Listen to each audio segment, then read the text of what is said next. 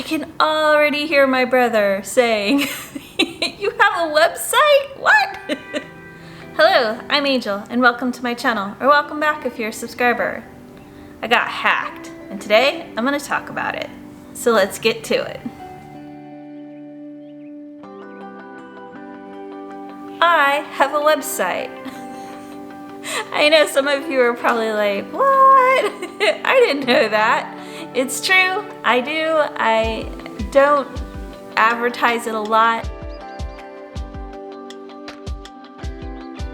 My website started out as a class project. My first semester in my graduate program, this is what we had to do.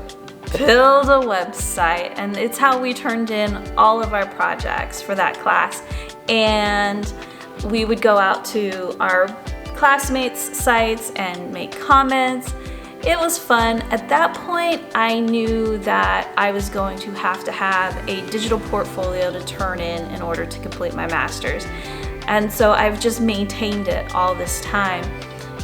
When I was in college, I was just updating it, kind of trying to get a feel for, what fonts I liked, what colors I liked, and it just sort of evolved. With the help of the Wayback Machine at the Internet Archives, I was able to pull this image of what it looked like relatively early on. And I really didn't give a lot of consideration to my color choices. I thought, green's my favorite color.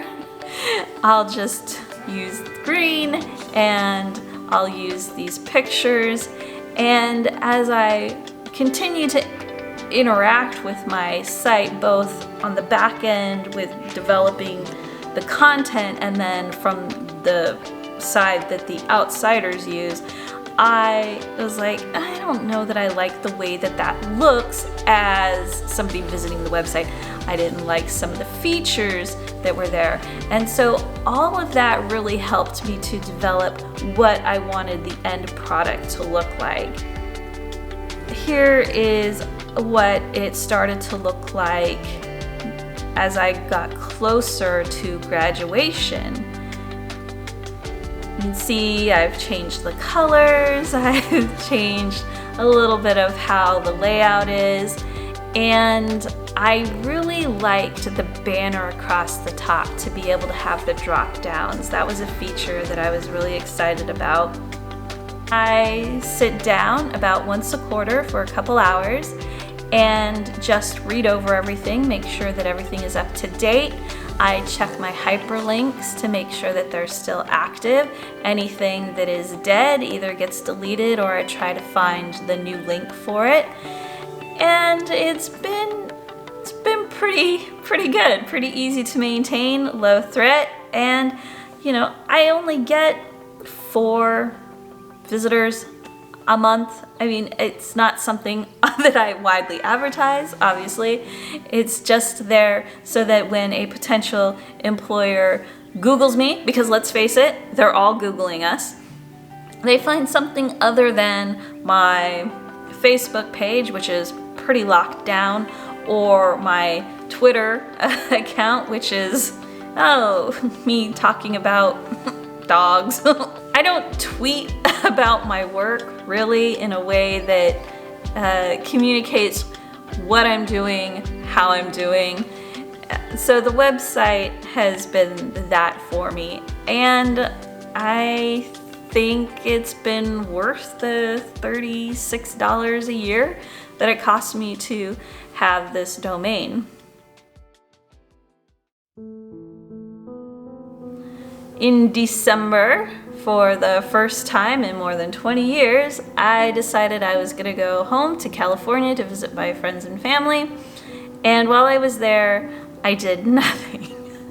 I didn't check my email for days. And then shortly after Christmas, okay, let me check my email. And I had an email from my domain manager saying, "You've been hacked, malware has been installed on your website." And I'm like, what? it's a niche website. It's just about me.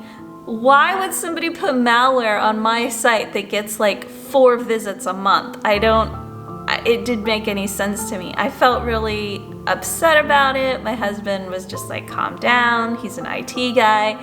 He's like, it costs you money to have this website, and by them installing it on your website, they don't pay that money. My people cleaned up the malware and unsuspended my account, which was kind of a nightmare. And then part of the removal of the malware like destroyed the most recent versions of my website. So I had to go back to a version of it that was a couple months old, and I just had to refresh things. It wasn't that big a deal. It didn't take me that much time. But I still have this red screen. Warning, warning, your computer's gonna explode if you go to this website thing. And I've been struggling for the last couple of weeks to get that taken down. That's like, I think, the last hurdle in this. Getting hacked really sucks. It really does. I felt personally violated, and then I felt really responsible. Like, even though my website has so little traffic, I was like, what if somebody got hurt by this? What if the malware penetrated their system and the bad guys got away with this? That's terrible. My husband said that it might be best to get a new domain and build a new site, and I really don't want to do that because it's my name. My domain is my name, and I don't want to have something else that's bulky or not intuitive, because I want it to be as simple as possible for people to be able to find me when I'm out in the world and I'm either looking for a job or I'm freelancing or whatever the case may be. And I think the bulkier something is, the less likely people are to take the time to look at it. Do you maintain a professional website? Tell me down below. I'd like to know how many other people are out there with these websites. Because when I finally made a commitment to myself that I was gonna go ahead and just maintain this one page, I deleted my LinkedIn page.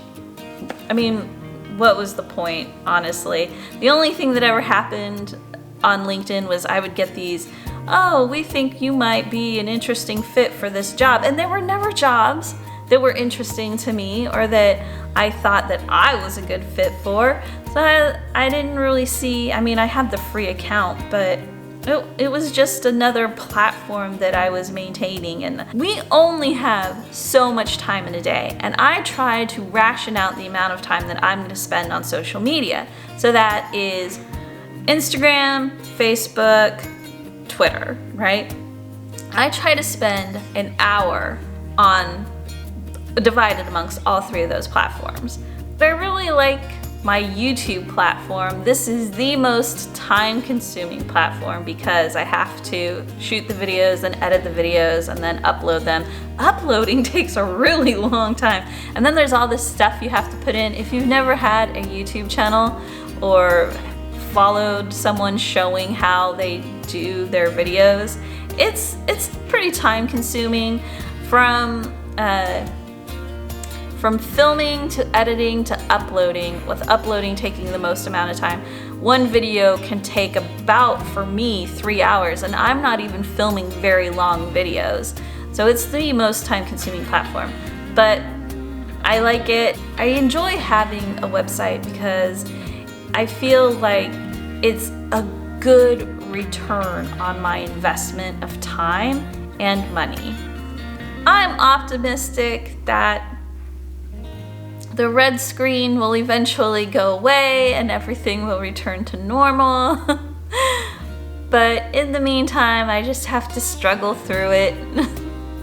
So that's my 2020 off to a bang up start. If you liked this video, be sure to give it a thumbs up, subscribe if you haven't already, and I'll see you in the next video. Bye-bye.